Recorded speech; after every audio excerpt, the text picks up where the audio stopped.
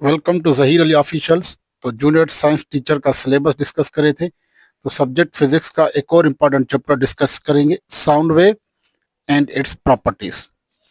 तो अगर अभी तक आपने चैनल को सब्सक्राइब नहीं किया तो मेरे चैनल को सब्सक्राइब कर दें and press the bell icon, ताकि हर आने वाली वीडियो आपको मिलती रहे। तो इंशाल्लाह मंडे और ट्यूसडे वाले दिन जो है वो फिजिक्स का पोर्शन कंप्लीट हो जाएगा। मैथ के चैप्टर में ऑलरेडी एक यूनिट रह रहा है, सिंपल एंड कंपाउंड इंटरेस्ट, और उसके बाद 8-10 मिनट का टाइम है, तो वो भी कल शेयर किया जाएगा। तो इस वीडियो को कंप्लीट देखने के बाद इसका पीडीएफ आप इस नंबर से हासिल कर सकते हैं। समझते हैं कि साउंड क्या है। तो सबसे पहले साउंड वेव्स और मैकेनिकल वेव्स। साउंड वेव्स और मैकेनिकल, और मैकेनिकल में भी कौन सी? Longitudinal waves. Longitudinal waves comprises of, ये किसकी बनी होती है? Compressions and rarefactions. Compressions and rarefactions. तो इसको सबसे पहले समझिए कि साउंड वेव्स मैकेनिकल वेव्स हैं। Means mechanical waves require medium, यानी साउंड को ट्रेवल करने के लिए किसी मीडियम की जरूरत होगी।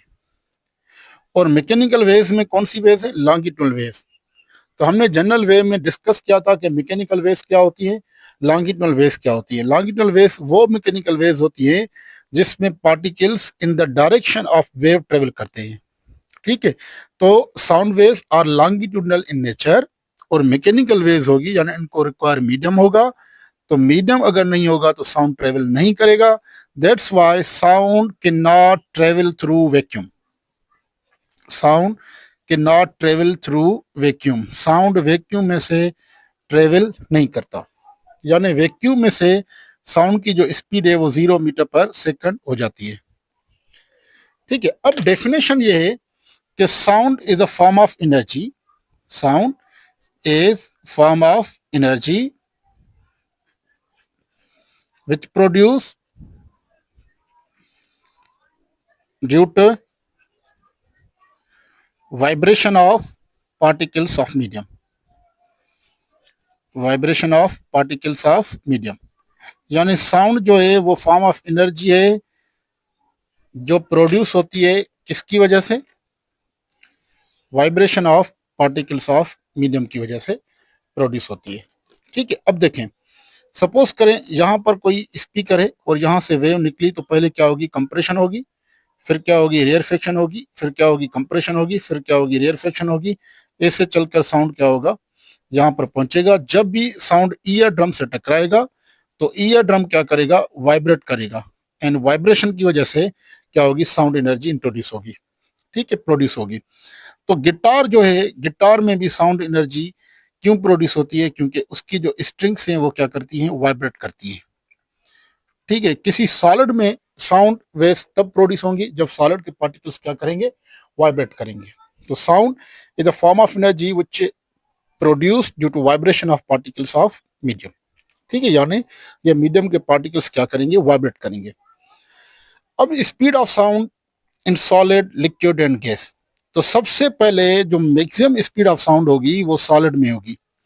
Speed of sound through solids, यानी सॉलिड में जो स्पीड ऑफ साउंड होगी ग्रेटर देन होगी किससे? Speed of sound through liquid greater than होगी किससे? Speed of sound through gas. Why the speed of sound is greatest in solids? Because solid particles are very close to each other. Solid particles are very close to each other. ये solid particle क्या होते हैं? एक दूसरे के बिल्कुल close होते हैं। That's why speed of sound is greater in solids than liquid and gas. तो सॉलिड के पार्टिकल्स क्लोज होने की वजह से वो जो एनर्जी होती है due to vibration of particles of medium travel करती है, साउंड एनर्जी यानी साउंड वेव। तो ऑलरेडी पार्टिकल्स वेरी क्लोज हैं, तो क्या करेंगे? क्विकली इस साउंड को क्या करेंगे? एक जगह से दूसरी जगह तक ट्रेवल करवाएंगे। तो that's why the speed of sound is greater in solids than liquid and gas, ज्यादा होगी। ठीक है। अब यहां पर हम सिर्फ गैस में एयर की बात करेंगे। तो एयर में एट रूम टेम्परेचर। अब जो रूम टेम्परेचर होता है हम इसको कंसीडर करते हैं एट 25 डिग्री सेंटीग्रेड। तो ये भी क्वेश्चन पूछ सकते हैं कि रूम टेम्परेचर का वैल्यू क्या होता है डिग्री सेंटीग्रेड में, तो आप कहेंगे 25 डिग्री सेंटीग्रेड, ये रूम टेम्परेचर का वैल्यू है। उसमें जो स्पीड ऑफ साउंड होती है वो होती है 340 मीटर पर सेकंड। कुछ बुक्स में 341, कुछ बुक्स में 342 भी लिखते हैं। ठीक है, तो इसके करीब जो वैल्यू आएगी वो हम कंसिडर करेंगे कि रूम टेम्परेचर पे क्या है, speed of sound through air है। और वैक्यूम में क्या हो जाएगी, zero, mean sound can not travel through vacuum, क्योंकि वैक्यूम में कोई मीडियम नहीं है और sound waves are mechanical waves, they require medium for travelling for propagation. ठीक है, तो ये आप वैल्यू याद रख लें। अगर 0 डिग्री सेंटीग्रेड है तो at 0 degree centigrade the speed of sound is 331 और 332 मीटर पर सेकंड। तो इसमें से पता चल गया कि टेम्परेचर इंक्रीज होने से 0 डिग्री सेंटीग्रेड पे बुक्स में 331 और 332 लिखते हैं, और 25 डिग्री सेंटीग्रेड पे 340 और 341 और 342 लिखते हैं। ठीक है, उमूमन ये आता है 340। तो इसमें से पता चल गया कि जैसे ही हमने टेम्परेचर को इंक्रीज किया तो स्पीड ऑफ साउंड भी क्या हो गई, इंक्रीज हो गई। तो speed of sound is directly proportional to temperature, लेकिन यहाँ पर लिखते हैं स्क्वायर रूट ऑफ टेम्परेचर। एक बात हमेशा आपको याद रखनी है कि अगर 1 डिग्री सेंटीग्रेड राइज करेंगे तो speed of sound 0.61 metre per second rise होगी। This is the most important point. ठीक है, अगर 2 डिग्री सेंटीग्रेड राइज करेंगे तो इसको 2 से मल्टीप्लाई कर देंगे, उतनी स्पीड ऑफ साउंड क्या होगी, इंक्रीज होगी। अगर 10 डिग्री सेंटीग्रेड इंक्रीज करेंगे तो 6.1 होगी, क्योंकि 0.61 से 10 मल्टीप्लाई करेंगे तो 6.1 हो जाएगी। ठीक है, ये था इंट्रोडक्शन किसका, साउंड का या साउंड वेव्स का। अब आते हैं, हमारे पास कुछ कैरेक्टरिस्टिक्स हैं किसके, साउंड के। सबसे पहले कैरेक्टरिस्टिक है क्वालिटी। तो अब देखें, एक रूम में 2 बंदे खड़े हैं, ठीक है, आपकी सपोज करें जान पहचान वाले हैं। इनकी जो लाउडनेस है आवाज की वो भी सेम है, सेम लाउडनेस है और सेम पिच भी है। ठीक है, आगे चलकर हम डिस्कस करते हैं कि पिच क्या होती है। सेम लाउडनेस है, सेम पिच है, यानी एक जितना ही आवाज आपको आ रहा है, रूम में 2 जान पहचान वाले बंदे बैठे हैं, फिर भी आप कह सकते हो कि ये जो आवाज थी वो इस बंदे की थी और ये जो आवाज थी वो इस बंदे की थी। ठीक है, सपोज करें कि अगर ब्लाइंड मैन को भी किसी आवाज, पहले किसी की आवाज सुनी हुई होगी ब्लाइंड मैन ने, जो अंधा आदमी है, वो भी दूसरी मर्तबा अगर 2 बंदे की भी आवाज सुनेगा तो वो पहचान लेगा कि कौन सी आवाज किस बंदे की है।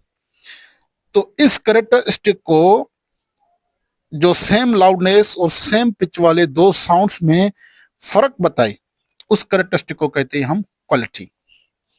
Means the characteristic of sound means property of sound, characteristic of sound by which we can distinguish between 2 sounds of same loudness and pitch। दोनों साउंड्स की लाउडनेस भी सेम है, पिच भी सेम है, अगर फिर भी हम उन दोनों में फर्क महसूस कर सकें तो that property of sound, that characteristic of sound is called quality. और हर बंदे की क्या होती है, क्वालिटी अलग अलग होती है। ठीक है, हर बंदे के साउंड की क्वालिटी क्या होगी, अलग अलग होगी। उसके बाद है लाउडनेस। अब सिंपली कह सकते हो कि ये जो साउंड है वो लाउड है, या जो साउंड है वो क्या है, क्वाइट है। फॉर एग्जाम्पल, 2 बंदे अलग लाउडनेस से बात कर रहे हैं, एक तेजी से बात कर रहा है, दूसरा स्लो बात कर रहा है। आपसे कोई पूछे कि कौन सा लाउड साउंड जो है उसकी लाउडनेस ज्यादा है, तो आप कहेंगे सर जो बड़ा आवाज है उसकी लाउडनेस क्या है, ज्यादा है, और जो क्वाइट साउंड है, जो छोटा आवाज है, उसकी लाउडनेस क्या है, कम है। तो सिंपली आप कह सकते हो द एबिलिटी टू डिस्टिंग्विश, यानी दोनों में क्या करे, फर्क करे, distinguish between loud and quite sound is called loudness. यानी वो कैरेक्टरिस्टिक ऑफ साउंड जो लाउड और क्वाइट साउंड में फर्क बताए, that characteristic of sound is called loudness. उस कैरेक्टरिस्टिक को हम कहेंगे कि वो क्या है, लाउडनेस है। उसके बाद है पिच। अब एक आवाज आती है जिसको हम कहते हैं श्रिल आवाज, बारीक सी आवाज, और दूसरी होती है ग्रेव साउंड। ग्रेव साउंड का मतलब है कि एक क्या भारी आवाज, जैसे कि हम कहते हैं जो गर्ल्स का आवाज होता है वो क्या होता है, शिल साउंड होता है, और जो बॉयज का आवाज होता है वो क्या होता है, ग्रेव साउंड होता है। तो ऐसा कैरेक्टरिस्टिक ऑफ साउंड जो ग्रेव और शिल साउंड में डिस्टिंग्विश बताए, फर्क बताए, इस ग्रेव साउंड को हम फ्लैट साउंड भी कहते हैं, भारी आवाज। उस कैरेक्टरिस्टिक ऑफ साउंड को हम कहते हैं क्या है, पिच। ठीक है, तो पिच क्या है, द क्वालिटी ऑफ साउंड और characteristic of sound that distinguish between shrill and grave or flat sound is called pitch। अगर पिच ज्यादा होगी तो इसका मतलब उस साउंड की फ्रीक्वेंसी भी क्या है, ज्यादा है। हमने फ्रीक्वेंसी पढ़ा था जनरल वेव प्रॉपर्टी में, आप वहां से पढ़ सकते हैं कि फ्रीक्वेंसी का मतलब क्या होता है। ठीक है, और इसका यूनिट क्या होता है फ्रीक्वेंसी का, ऐसा यूनिट होता है हर्ट्ज, जिसको हम एच जेड से रिप्रेजेंट करते हैं, that is equal to second inverse.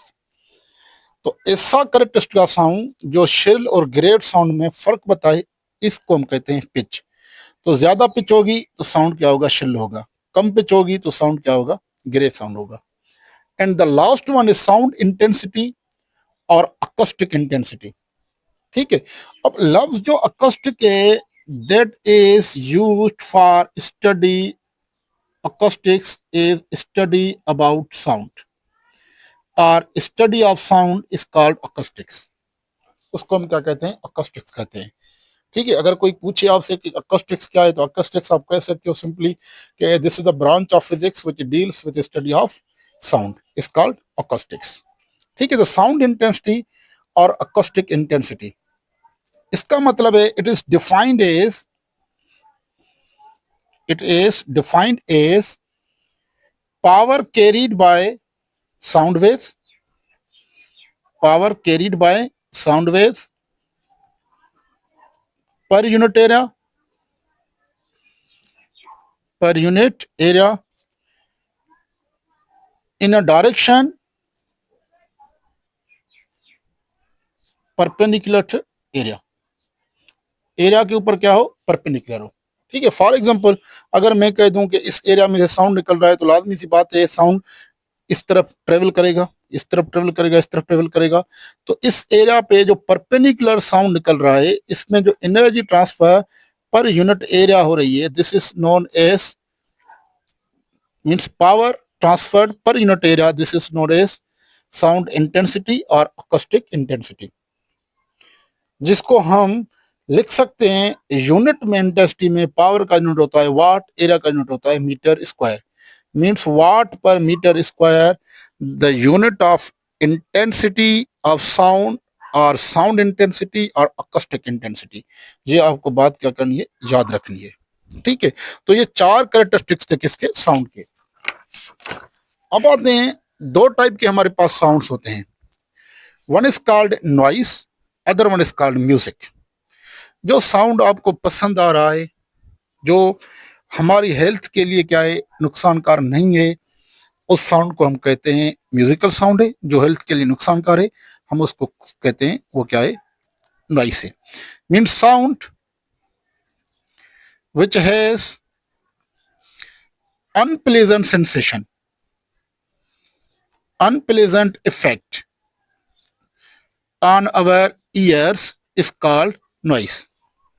यानी ऐसा साउंड जो हमारे कानों के ऊपर अनप्लेजेंट असर छोड़े, नुकसानकार असर छोड़े, उस साउंड को हम कहते हैं कि वो क्या है, नॉइस है। ठीक है, अब जो नॉइस के हैं, अगर इसकी जो एक्सेसिव लेवल हो जाए, यानी नॉइस की लेवल सबसे ज्यादा हो जाए, तो इसका जो है वो क्या जो है नुकसान है। तो आप सिंपली कह सकते हो एग्रेशन। ठीक है, यानी उस बंदे को चिड़चिड़ाहट होगी, उसकी तबीयत में तेजी आ जाएगी। Hypertension, hypertension is the condition of high blood pressure. ठीक है, तो हाइपरटेंशन में भी क्वेश्चन आ सकता है, hypertension is the condition of, आप कह सकते हो हाई ब्लड प्रेशर। हाइपरटेंशन होगी। स्लीपिंग डिसऑर्डर, उसको नींद जो है वो अच्छी तरह से नहीं आएगी, स्लीपिंग डिसऑर्डर हो जाएगा। हाई स्ट्रेस लेवल, यानी वो क्या हो जाएगा, स्ट्रेस में आ जाएगा, दबाव में आ जाएगा, वो क्या हो जाएगा, इससे समझो डिप्रेशन में चला जाएगा। ये नुकसान कार हैं किसके, नॉइस के। उसके बदले में साउंड, जो हमें साउंड क्या हो वो पसंद आए, हमारे कानों के लिए अच्छा हो, उस साउंड को हम कहते हैं म्यूजिक और म्यूजिकल साउंड। तो सिंपली कह सकते हैं the sound that are pleasant to our ears is called musical sound. जो हमारे ईयर्स के लिए क्या हो, प्लेजेंट हो, हमारे ईयर्स के लिए क्या लगे, अच्छा लगे, उस साउंड को हम कहते हैं म्यूजिकल साउंड और म्यूजिक। ठीक है, तो अब देखें, एक और इंटेंसिटी ऑफ साउंड का यूनिट होता है that is known as decibel, जिसको हम डीबी लिखते हैं। तो जो नॉइस की लेवल है वो कुछ कंट्रीज में रिकमेंडेड है कि 85 से लेकर 90 डेसीबेल अगर कोई बंदा 8 आवर्स पर वर्किंग डे इस आवाज में आ रहा है तो इससे ज्यादा, या ये जो नॉइस है, ये जो साउंड है उसके लिए वो क्या है, नॉइस है। और इससे अगर कम है डेसिबल तो that one is called musical sound. ठीक है, तो म्यूजिकल साउंड और नॉइस में ये था डिफरेंस। अब आते हैं इको।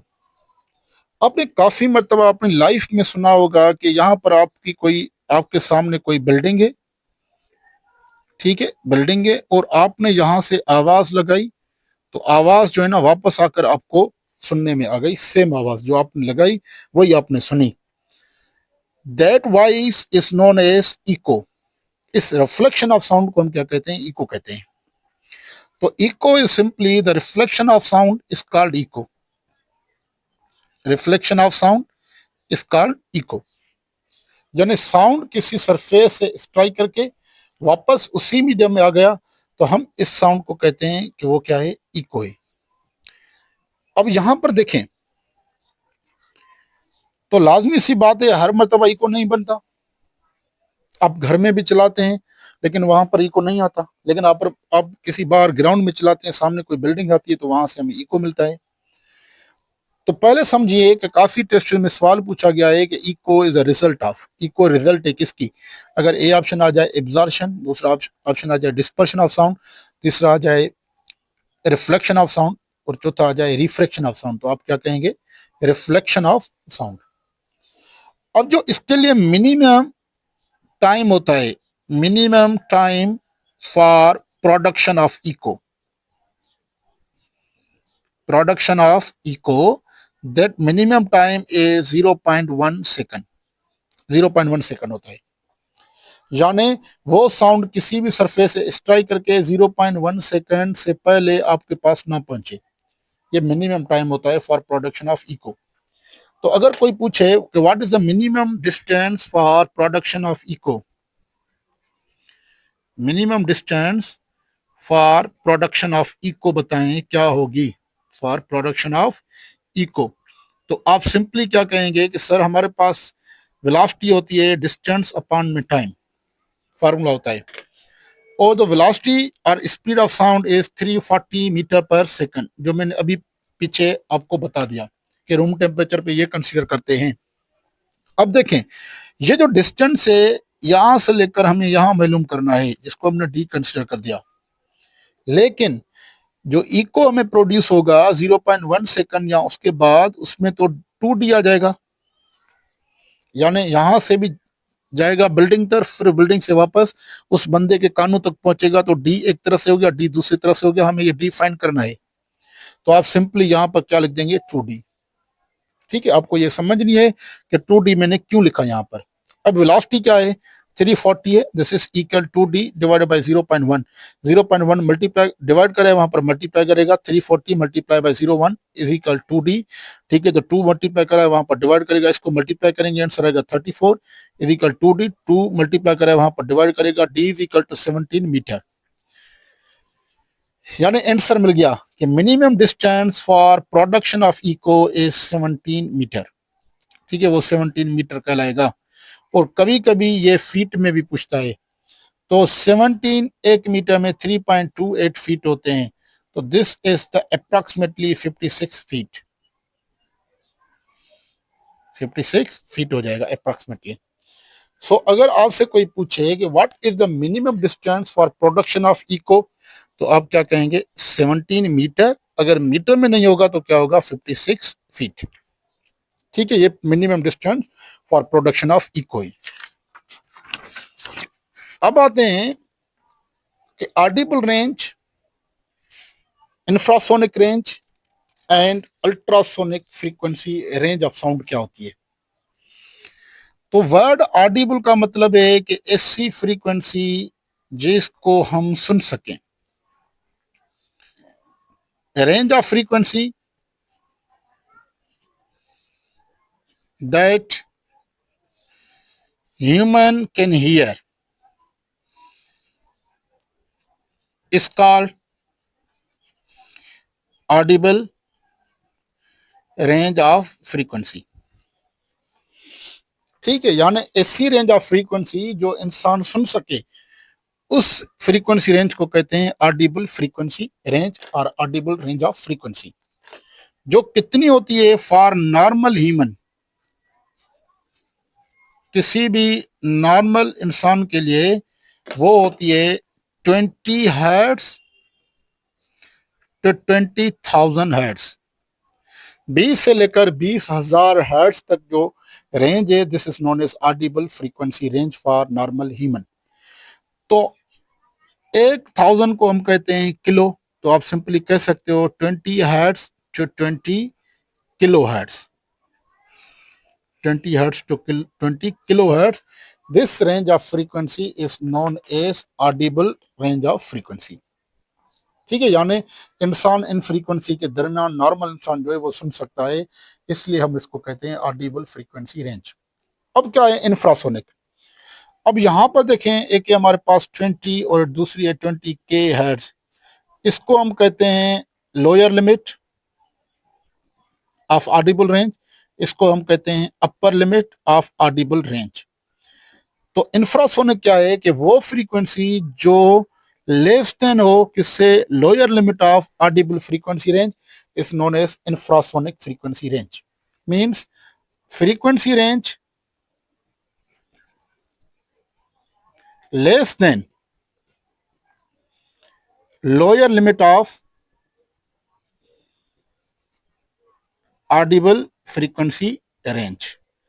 ऑडिबल फ्रीक्वेंसी रेंज की जो लोअर लिमिट है यानी 20 हर्ट्ज है, उससे भी अगर कम फ्रीक्वेंसी है तो that frequency is known as infrasonic frequency range.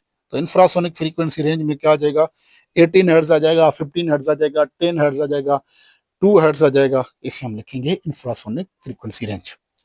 अब इसकी क्या है, जो अपर फ्रीक्वेंसी रेंज है, अपर फ्रीक्वेंसी लिमिट है किसकी, ऑडिबल रेंज की, अगर उससे भी फ्रीक्वेंसी ज्यादा है, यानी 20,000 हर्ट्ज से भी अगर फ्रीक्वेंसी ज्यादा है, तो that frequency range is known as ultrasonic frequency range. तो सिंपली क्या कह सकते हैं, frequency range greater than upper limit of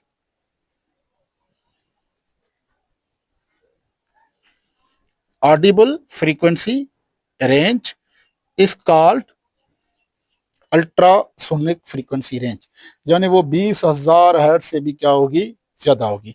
तो सिंपली अगर मैं कह दूं कि आपके पास 3 फ्रीक्वेंसी में देता हूं आपको, एक होती है 200, दूसरी आपके पास 2 और तीसरी आपके पास 2 लाख। तो आप कहेंगे सर जो 200 हर्ट्ज है this is in Audible frequency range, जो 2 हर्ट्ज है वो क्या है, इंफ्रासोनिक फ्रीक्वेंसी रेंज, वो जो 2 लाख है, this is known as ultrasonic frequency range. Ultrasonic frequency range में आ जाएगी ये। ठीक है, तो ये था आज का हमारा लेक्चर। ये साउंड कंप्लीट हो गया। इंशाल्लाह अगर कोई क्वेश्चन आएगा तो इसमें से क्वेश्चन आएगा। ये ऑडिबल रेंज फ्रीक्वेंसी वाला जो पार्ट है वो मोस्ट इंपॉर्टेंट है। अगर आपने इसको फुल देख लिया है तो इसका पीडीएफ आप इस नंबर से हासिल कर सकते हैं। मिलते हैं एक और न्यू लेक्चर में, तब तक के लिए अल्लाह हाफिज।